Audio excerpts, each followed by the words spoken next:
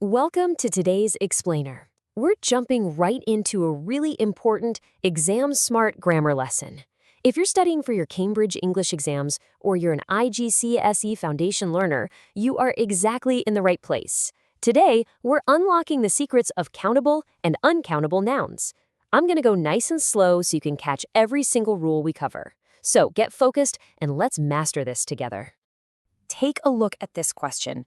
Can you say 3 informations? Think about it for a second. Be honest, have you ever written that in an essay? Look, if you have, don't worry. But this is a classic ESL trap. It's a tricky little mistake that catches so many international students on their exams. But today, we're going to fix it for good so you never lose marks on it again. All right, let's start with the first half of our core rule, countable nouns. These are exactly what they sound like. Nouns that you can physically count with numbers. 1, 2, 3, 4. And because you can count them, they can be plural. That means we usually just add an S to the end of the word, like 1 car, 2 cars. Pretty straightforward, right? Now let's look at the other side, uncountable nouns. These are things you just cannot count with individual numbers, which means you cannot add an S to the end and they can never be plural. Instead, to show how much of them you have, you need special helper words, words like some, much, a piece of, or a lot of. You literally have to use these specific helper words to make your sentences grammatically correct. Let's put this into practice with our first examples. Over on the countable side, we have 3 books. You can clearly see the number 3, and right there on the end of books is our S. But now look at the uncountable side. We have some information. See, you absolutely cannot say 3 informations. You have to use that helper word some information. This is exactly how we fix that classic trap we just talked about. Let's look at another pair, starting with our countable example. Many apples. Notice that S ending on apples? Because we can count them, we pair them with the word many. But jump over to the uncountable side. Much water. Water is a liquid, right? You can't just count individual waters. So no S at the end, and we pair it with the word much. Many apples. Much water. Okay, pay really close attention here because this is a major exam mistake. An advice. So many students write this because they treat it like an apple. But in English, advice is completely uncountable. You can't say an advice, and you definitely can't say advices. So how do we fix it? Look at the correct version. You must say a piece of advice. That is the ultimate exam smart way to write it. A piece of advice. And here's another massive trap.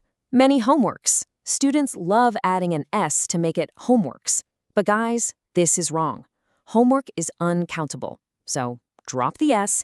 Instead, the correct exam-smart phrasing is a lots of homework. No S at the end, and we use the helper phrase a lot of.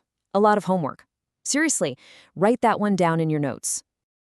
All right, you've seen the rules, you've seen the examples, and I hope you're feeling pretty confident, because right now we are jumping into a quick 3-question grammar challenge. This is your chance to test your mastery of everything we've just covered.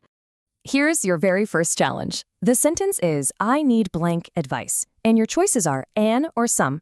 I'll give you a few seconds to lock in your answer. Think about the rule for advice. Got it? The correct answer is some advice. Remember our rule from earlier? Advice is uncountable. You absolutely cannot use an.